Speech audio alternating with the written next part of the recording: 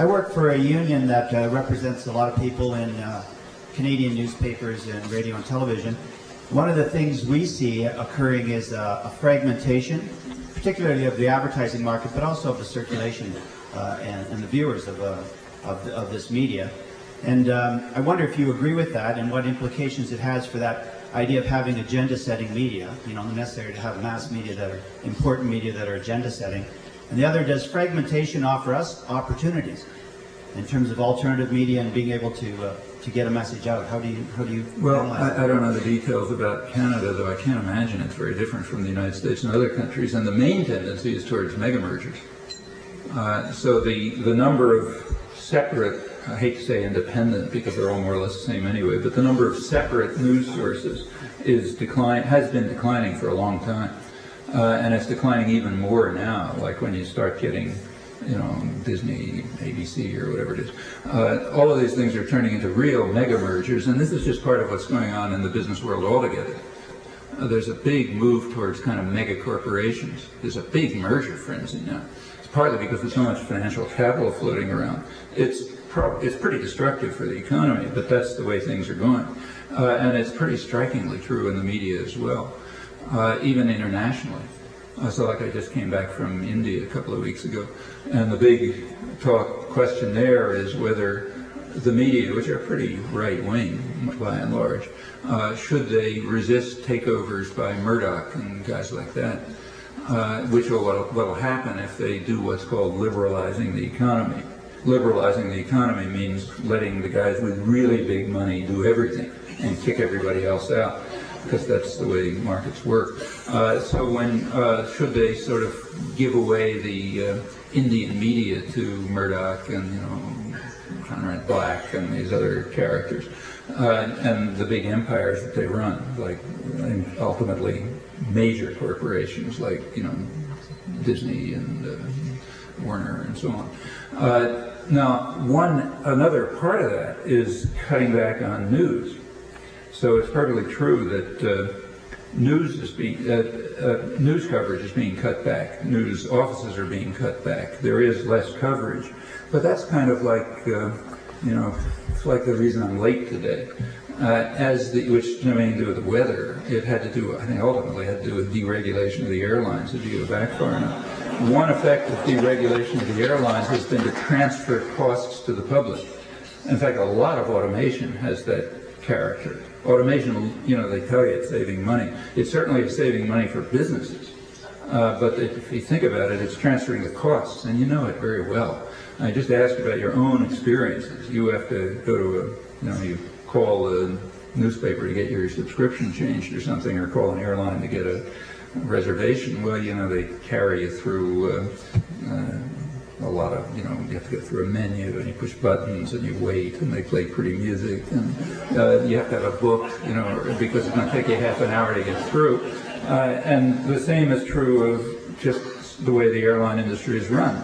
The seats are closer, they don't take care of the planes, you know, you try to keep right at the margin because you can make more profit.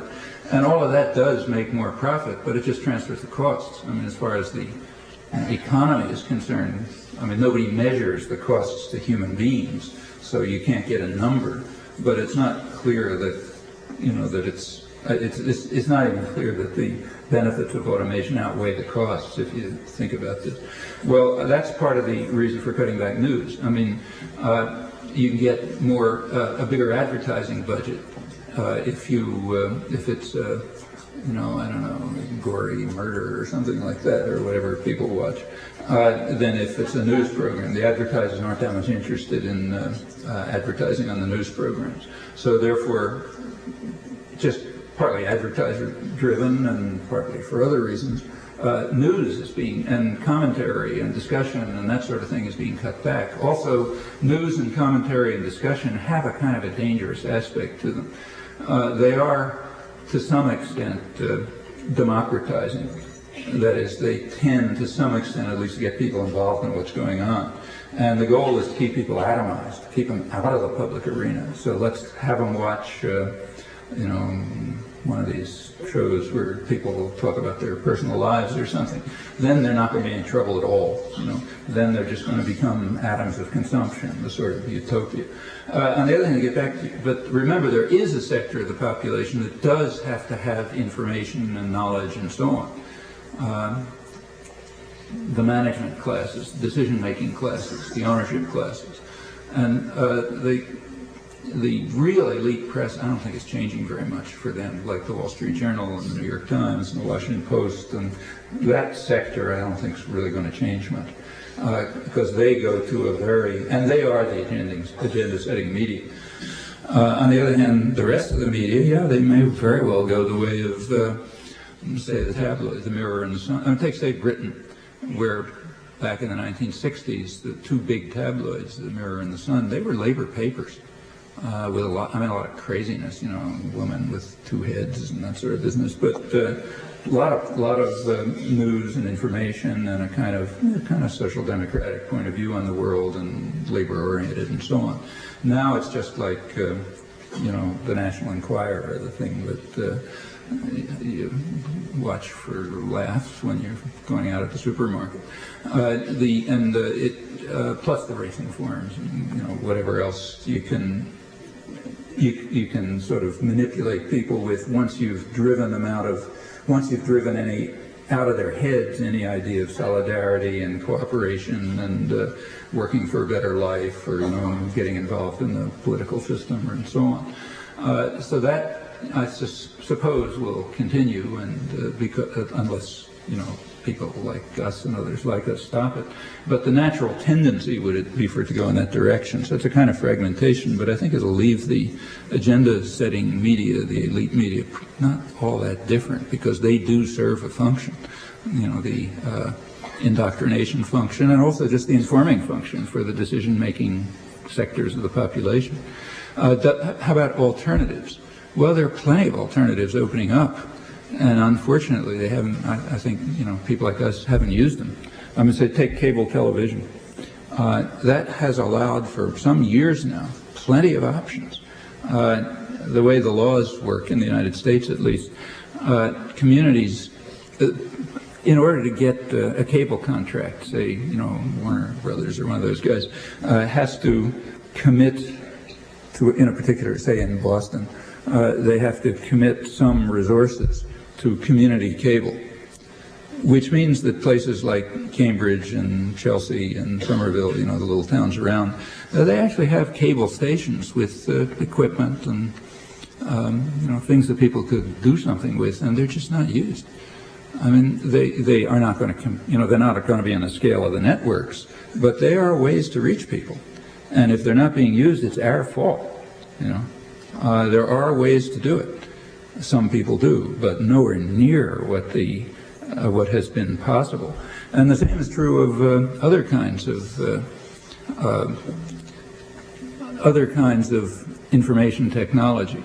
It allows a lot of options, and I don't think it's been used. And that's partly because the left and the labor movement have abandoned a lot of the turf that they ought to be developing. There's a lot of soul-searching that ought to be done, in my opinion, about these matters. I mean, sure, there's big forces out there that are trying to destroy you, but there's a lot of opportunities that aren't being taken. The new telecommunications stuff is another case in point. It's going to be interesting. How that develops is going to make a big difference.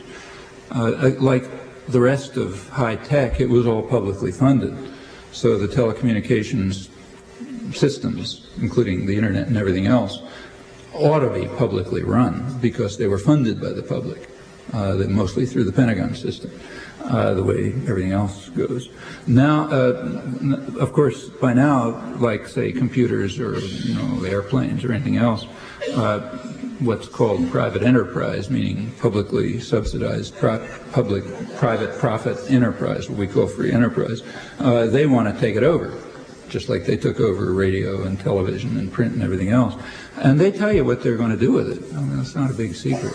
They want to turn it into more ways of atomizing and marginalizing people and making them more stupid and ignorant and passive and obedient and so on. So turn it into a home shopping service, say. or you know, some other form of, you know. Actually, I remember an article a couple of years ago, I think it was in the Wall Street Journal or somewhere, where they were describing the fantastic potential of the internet, because interactive, or all the interactive stuff.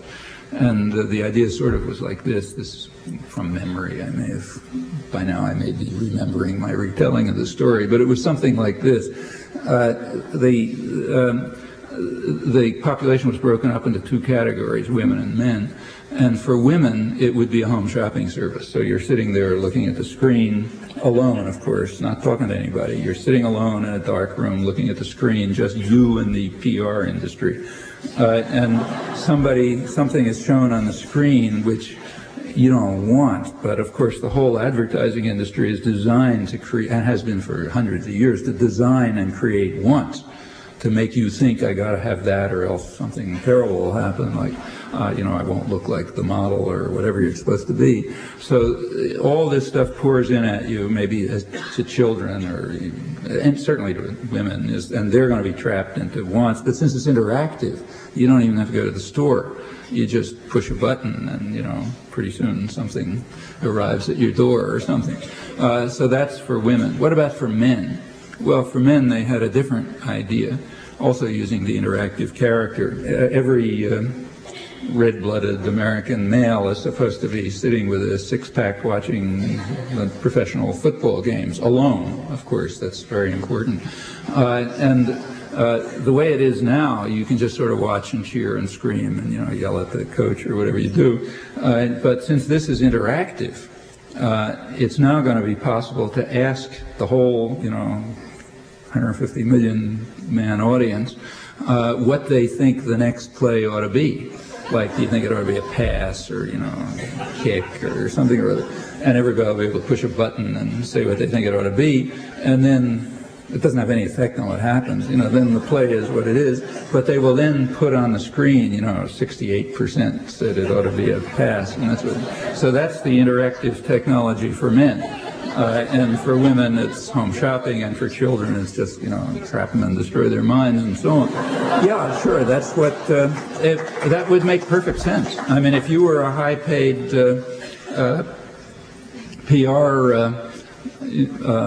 you know, in some public relations office, isn't that what you would be thinking? I mean, that's what you ought to be doing. So it could become that, or one variant of that or other, or it could be something that really does bring people together in certain ways. I think it's double-edged, even the good side of it, because at best it's bringing separated people together in a medium that doesn't involve personal interaction. So like we're human beings, you know, we're not from Mars or something, and there's a big difference between face-to-face contact and virtual reality, you know, contacting somebody somewhere who maybe doesn't exist except in your mind and so on. That has its negative side even at best. On the other hand, it is a way of, and has been used pretty efficiently in fact, to mobilize people, to get information to them they wouldn't get otherwise, it's been a spur to significant action. Actually, take, say, East Timor, which is something I've been working on for years. The change in the scale of the popular movement after the technology came in is very dramatic. I mean, before that, it was a matter of waiting for your friends in Australia to mail you some clippings. Now, lots of information is around very fast, and people are doing good things with it. And this is largely because a few people, like Charlie Shiner and White Plains, are using it intelligently. It can be done, and it can have a positive effect, and there are a lot of things like that. So it's, you know, what happens to it is going to depend on the interaction of corporate power and popular forces. And I don't think it's predictable any more than it was predictable, say, with radio or television or cable or anything else. It's something that can be worked on. So are there other alternatives? Plenty of them. I mean, for example, now it's possible to, with desktop publishing, it's possible to publish extremely cheaply. Something like, say, Z Magazine is published literally by 2 people. It would have taken a big staff and, you know, angels and so on and so forth just a couple of years ago. And in fact, for the third world, the technology is incredible. It sounds high tech, but in fact, for third world countries, Desktop publishing is a dream. It's very cheap. It's way cheaper than printing presses and all this sort of thing. And it enables a few people to do it even in their spare time sometimes. And the same is true here. It offers lots of possibilities. And I think that's true of technology in general. It really offers lots of possibilities. Depends who's got their hand on the lever. To what extent is General Electric influencing American nuclear weapons policy? General Electric and nuclear weapons policy? I don't know. I mean, I don't think they care much, to tell you the truth. I mean, as long as, in fact, take, say, nuclear power. Right now, they're not interested in pushing it very much. And the reason is it's not cost effective. On nuclear weapons policy, I frankly doubt that the board of directors of GE cares a lot one way or another. I may be wrong, but I don't see why they should care. We were just talking about it in school, and we learned that they do influence. About, sorry? We were talking about that issue in school, and we learned that they do influence. Sorry, I can't. They are influencing foreign policy. I mean, GE? yeah. Oh, they're influencing foreign policy. No, sorry, not foreign policy, but nuclear weapons policy, and that they have a big nuclear weapons industry. Well, they certainly, part of the way, and they certainly are, not only GE, but lots of other corporations are part of the nuclear system and make money from it and so on and so forth, but I really don't think it's a major issue for them now. I mean, they don't care about the nuclear weapons. What they might care about is nuclear power. But right now, that, for just business reasons, doesn't look very cost effective. Remember that oil, the price of oil is now down to about what it was in the 50s. It's very cheap now. In fact, it's part of the reason for the sanctions on Iraq, just to keep more oil from getting into the market, because so they don't want the price to go down too low. If the price goes down too low, it starts harming the American economy, because the energy companies are American and a lot of money pours in, and you recycle petrodollars. So it's always been, there's always been an effort to try to keep oil prices within a certain band, not too high, not too low. Now they're getting too low. But one effect of that is that, one consequence of that is that nuclear power is not economical. And as far as I'm aware, at least, the big corporations are not all that interested in pushing it. You can even see cutbacks, and rather significant cutbacks in funding for the longer term for the longer term possibilities for nuclear power, like the the whole things that are on the border are being cut back. The big reactors, fission research, stuff like that, which simply means that the big corporations right now don't see it as a high priority. I think they may change their mind, but I don't. I'm really speculating. I don't have any more information about it than you do, but I don't see why they should be much interested in nuclear weapons policy, and I'm not aware of anything specific. Good evening. My name is Corky Day, and I've long worked in the alternative media. Bill asked earlier if the fragmentation of the media could be good. You said the situation was more of concentration of the media. But in the alternative media, we are being fragmented.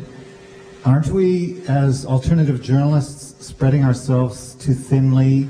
And wouldn't we be better off with fewer but stronger and bigger alternative periodicals? Well, I didn't realize that the question was about alternative media. I thought it was about the mainstream media. So well, it may have been, but yeah, okay. But let's talk about the alternative media. Well, there is plenty of fragmentation, but now let's see if we're on the same wavelength. I mean, one thing that's going on is a lot of very local, very special issues sort of things, which don't interact much with one another. That kind of fragmentation may reflect something that's at some level healthy, that is, interest in a wide range of things, but I don't think it's a very healthy phenomenon in general. I think that's in fact why you're getting things like the Buchanan phenomenon. It's part of the core concerns of a great many people, and rightfully, have been sort of abandoned by fragmentation of special interests on the left. If that's what you mean, I think Yes. that's something to worry about. Yeah. Yes. Yeah, that's part of right. In fact, I strongly agree with that. That's why somebody like Buchanan can come in and pick, just basically pick up slogans that he's taken from the left and turn them into a monstrosity, because the people who ought to be doing it aren't. There are many of them engaged. There are many of them, and they're engaged in good things, but very narrowly focused often, and off the main track of most people's concerns. That's a problem. I think it's been a significant problem. I've written about it for quite a while and spoken about it a lot myself, but I've felt for a long time that that's a serious problem, and one that people who regard themselves, who feel that, they're part of the effort to extend justice and freedom and things that are called the left, they ought to really be worried about and thinking about. So are you encouraging them to get together more? Well, only in the sense that I'm trying to do it now. I mean, I think it's a dangerous tendency, and you got to overcome it from within. So yes, if that's encouraging, sure. I think it would seem to me that are you satisfied? Oh.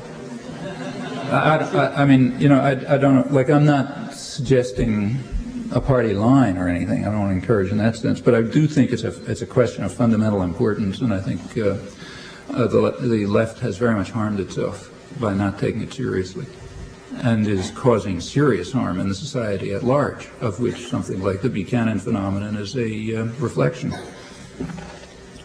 I mean, there was a section of the Nazis that did the same thing. The left wing of the Nazis had slogans of the left, and may well have meant them, but they worked them into this crazed, more general system.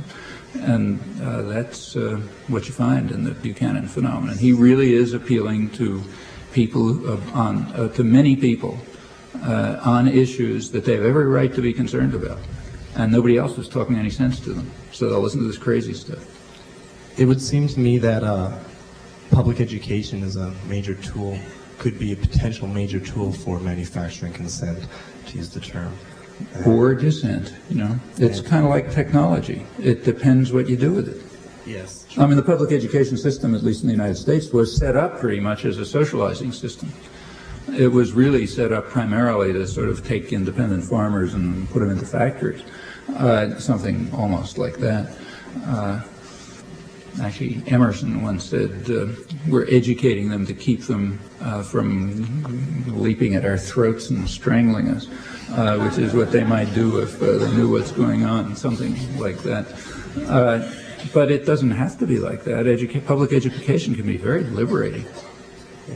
And here in BC, we're looking at cutting back charter school funding and homeschoolers from minimal to none. And while the public education system, by the latest poll by the Ministry of Education, shows that 4.2% of grade 12 graduates feel uncared for, and where 11.2% of grade 12 graduates feel that what they're learning is irrelevant. What are the dangers in cutting back education funding to so-called alternatives that want to pop up? What kind of alternatives do you mean? Anything from something like the Sudbury Valley School to private schools to private Catholic schools. I mean, well, there's something. There's kind of like a fundamental point to face, and that is, as human beings, do we only care that? Am I supposed to only care that my children get educated, or am I supposed to care that the kids down the street get educated? Now, that's a question that goes across the board on every issue. There is a very powerful, extraordinarily powerful part of the entire sort of capitalist ideology is making you worry only about yourself, lose any connection to other people, destroy solidarity. Just leave solidarity in the hands of the investing class. The rest of you just worry about yourself. This goes way back. You read the working class press in 1850 in around the places like where I live, which was in around New England, which was the center of the early Industrial Revolution. It was very lively working class press run by mechanics and what they call factory girls, young women off the farms and so on. Very interesting reading, but one of the things that they were denouncing was exactly this tendency, what they called the new spirit of the age, gain wealth forgetting all but self, which they regarded as degrading and demeaning and destroying, their human values and so on, correctly. In fact, the labor movement throughout its whole history has been fighting against this. Work together, because we're all in it together and we want to help each other. That's a very different ethic. That's just a traditional ethic. It took modern capitalism to even question it. And I think that what questions it is very anti-human. Well, that shows up in connection with the schools. It comes down to the question, do I care whether the kids down the street get an education? Well, I think we should. I think we should care that but notice, that means public education.